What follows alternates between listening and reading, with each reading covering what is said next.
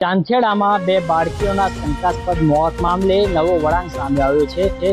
સૂત્રોના જણાવ્યા અનુસાર માતા પિતાના જે બ્લડ સેમ્પલ છે તેમાં ઊંઘની દવાનું કન્ટેન્ટ હતું, જેના કારણે ક્યાંક ને ક્યાંક હવે આ જે સમગ્ર મામલો છે એ નવી દિશામાં જઈ રહ્યો છે.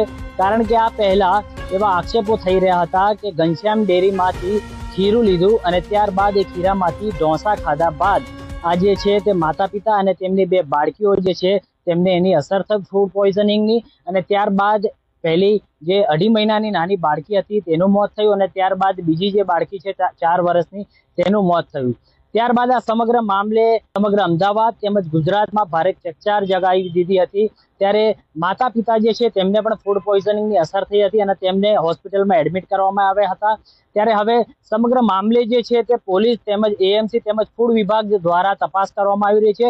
એફએસએલની પણ તપાસ ચાલુ છે, સાથે જ પોલીસ પણ સઘન તપાસ કરી રહી છે. એફએસએલના રિપોર્ટ જે છે તે 10 થી 15 દિવસમાં સામે આવે ત્યારબાદ ખરેખર આ મોતનું કારણ જે છે બાળકીઓનું મોત કયા કારણસર થયું તે સમગ્ર મામલો સામે આવી શકે છે.